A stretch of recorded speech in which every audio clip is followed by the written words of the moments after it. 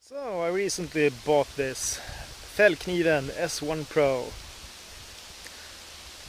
I thought that I would try this out today, and it's not a factory edge. I have touched it up a little bit, so it's a little bit sharper than it was from the box, and I'm gonna do some fine carving and try to split some wood with it. And let's begin with the dead stick here. So I got this dead branch, and I see if I can do some feathers with this. I don't know if you see there. Yeah, it's quite hard to make feathers in a dead stick. It's always want to, but it really bites in very good in the wood. It's no problem at all. The tip here, sharp as well. See, no problem. And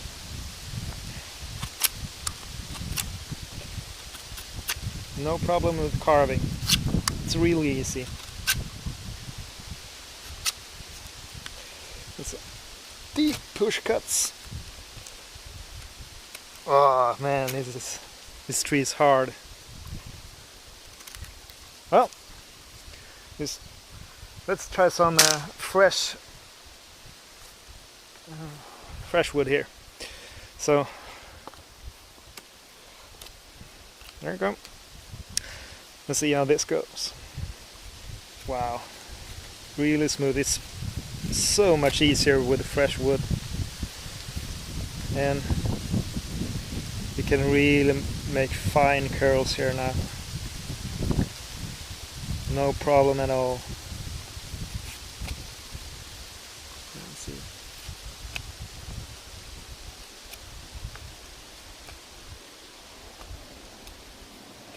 Now, let's see here. Whoa. It really bites in really well.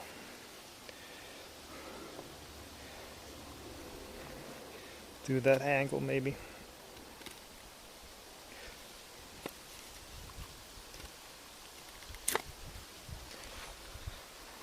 Let's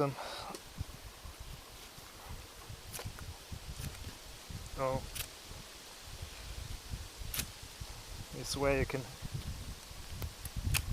get really big chunks out of the wood here.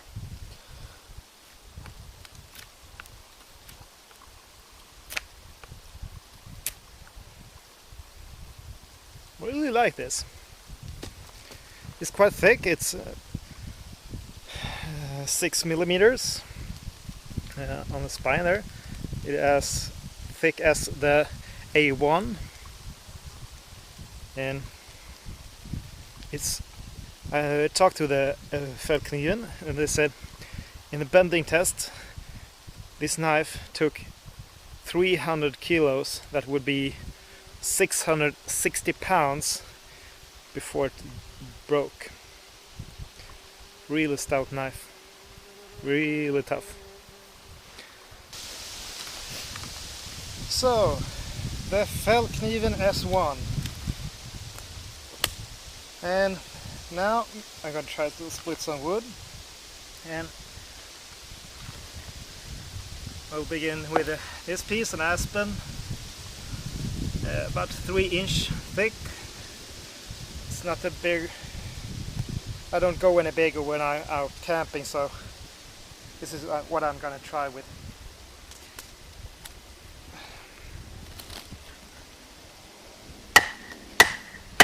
Wow! Last whack there, the tree almost flew apart. Wow, this is a dream. This really is a dream. I do have the A1, and it's the same thickness at the blade. That's splits awesome as well. Let's see. I'm gonna take a little bit thicker here. Oh, not as big, but it's thicker. It's about 4 inches. See there, I got just a little tip here to work with. Wow. Just did split it, no problem at all. Let's see.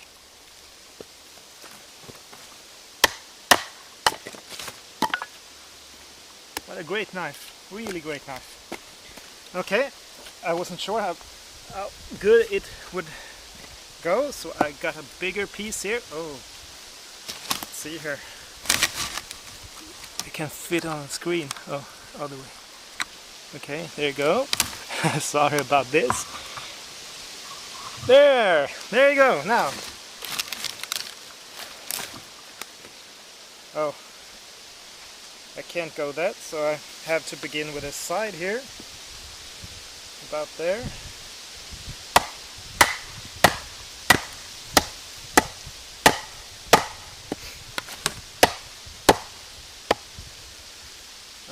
It's a nut there.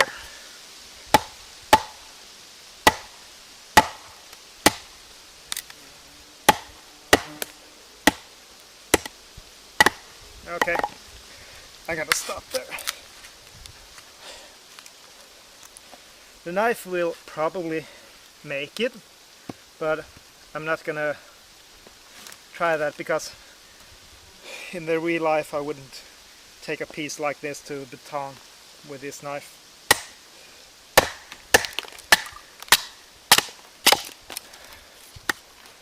There's no problem.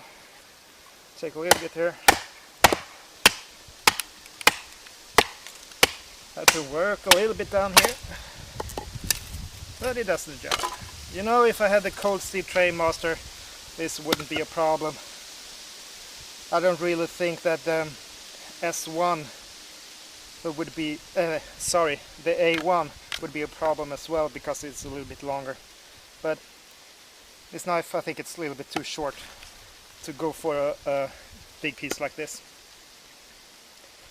So there you go. S1 Pro. So, Fällkniven S1 Pro. You know, I'm not gonna really do a chopping test with this knife because, in my opinion, a knife this size is not meant to be chopping with. If you want to chop, get a bigger knife. But you can still cut down a tree, and I'm gonna show you my methods of how you cut down a tree with a knife of this size. So just do the batoning technique.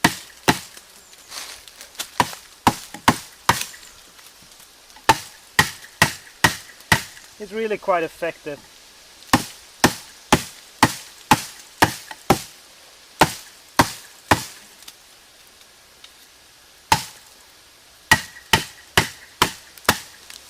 There you go.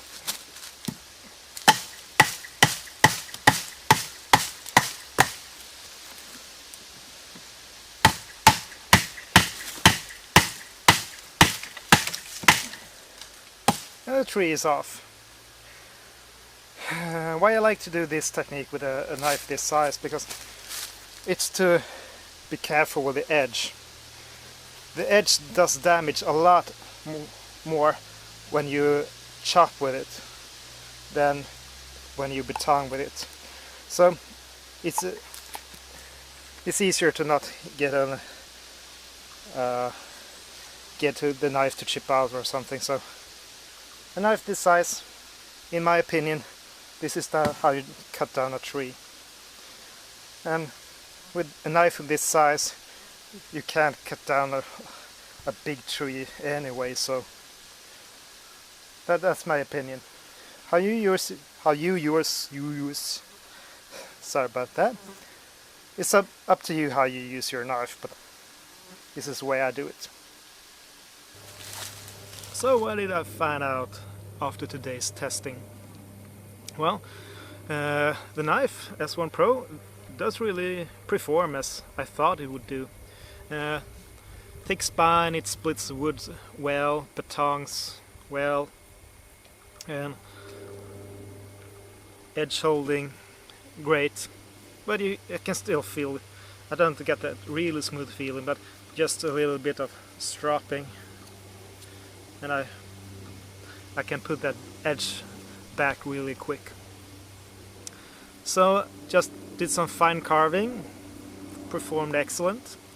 Could do excellent fine curls. In the dead wood it's a little bit harder, but it's still manageable. And as I said, this is a type of knife that I personally don't chop with, really. Maybe small branches to get it off, but not anything big. So this is not a chopping knife to me. If I want a chopping knife, I go a lot bigger, like the Trademaster. Maybe the A1 if I have to, but generally I don't chop with this size of knife, and to me it's pointless. I rather batong, as I showed you, because to be careful with that edge, so I don't have to touch it up as often. Thick spine.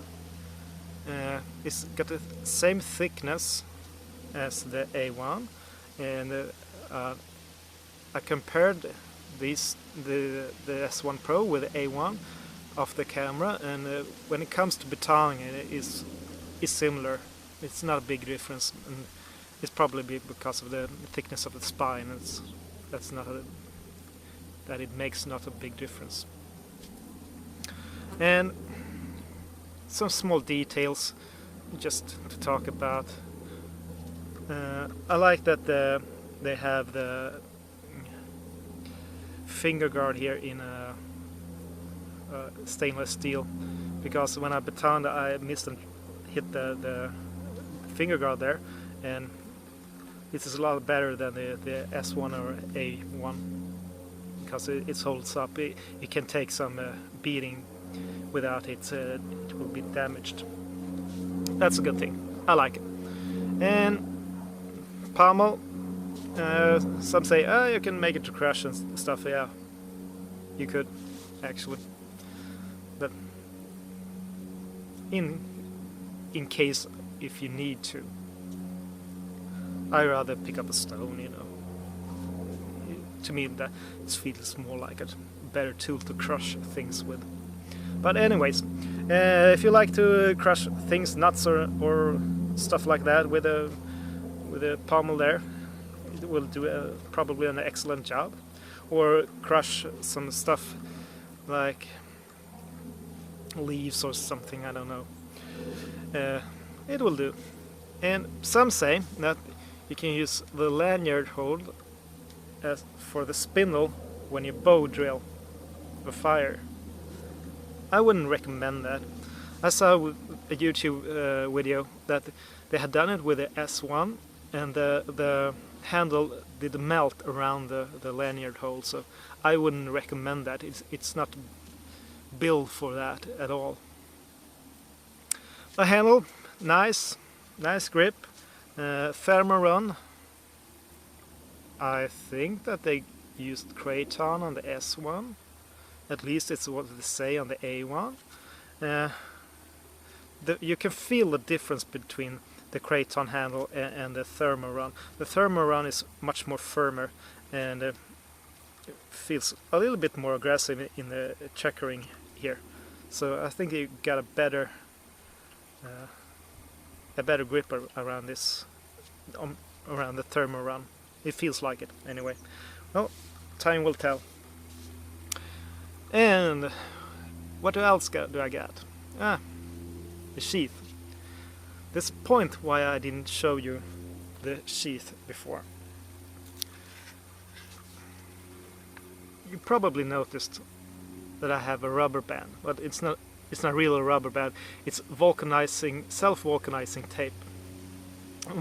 Why did I do that? Well, I'm gonna show you on the A1 before I take that rubber band off, because I have to do it all over again. You got this locking mechanism there. You see there? Yeah. And on the S1, that locker mechanism, you can see it moving there. It's not as tight as the A1. And the A1, it's no problem. It stays there. No attachment. Love this sheath. It's good. You don't have to maintain it. If it's dirty, you just wash it off. A good drainage hole. Actually, the same for this. Good drainage hole. You can wash it off easily. But in this case is this locker mechanism. I'm going to take this rubber band off and I'm going to show you.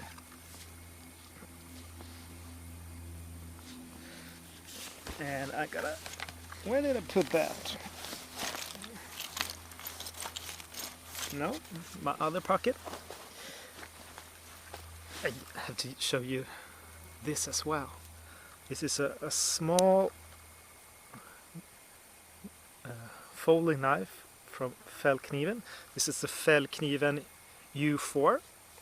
This is a powdered steel, laminated. And this, my friends, is sharp as beep. I believe you can make a surgery with this one. It's that sharp. I love this little knife. Well, back to this. And because I always say you have the right tool for the right job, that's why I put this little sharp fella here to cut off this rubber band. It will do it like butter. And I will just take a little bit easy not to hurt the sheath. I'm gonna put this away. I really love this vulcanizing tape because, you know, it gets exactly like a rubber band. It's a little bit I don't really like to put a rubber band because you get this nice S1 Pro. I don't need, you can see that. Well, to get this tension on the locking mechanism with this rubber band, you have to cover the text there. Well, I think it's too bad, but what you gotta do. So, this locker mechanism, you see there, pay attention how much it rises. And let's do the same on the A1.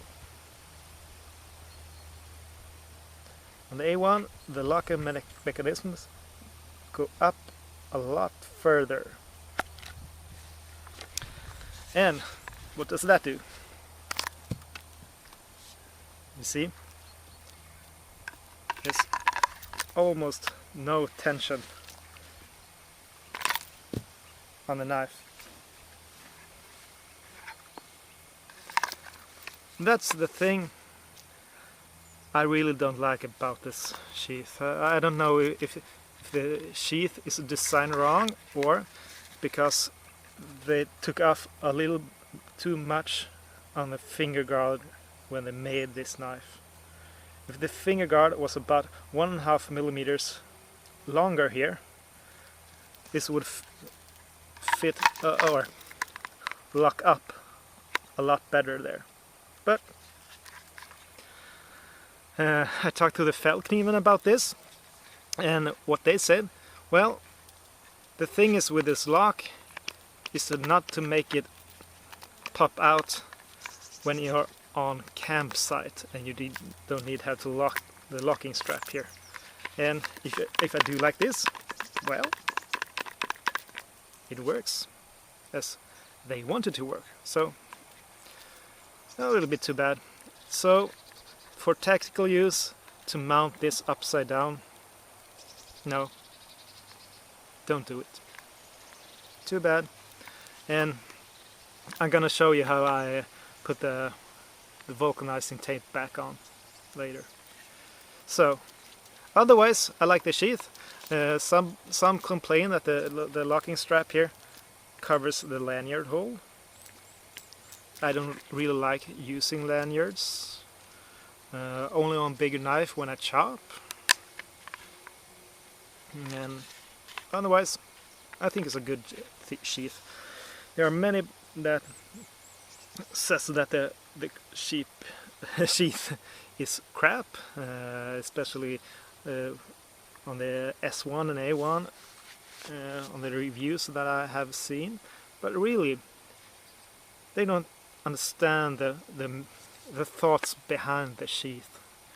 It's made to be a little bit, you hear the rattle? It's because it's space in here. In the subarctic, when it's cold and you get snow and ice in here, you don't want the blade to be stuck in the side of the sheath. Or you want to have space so water can drain out from the sheath. So there's a lot of thoughts behind why they designed the sheath like they did. And these things, they say they made it to be MOLLE compatible. Well, if you use your imagination, I would say. I would probably could do something with this so I can put it on a MOLLE vest, and well, it's not a big thing there. Oh well, that's what I got to say about this. Good knife, good sheath, besides the locking mechanism. I'm a little bit disappointed on that, but overall, good knife. I love it. I will use this a lot. Thank you for watching.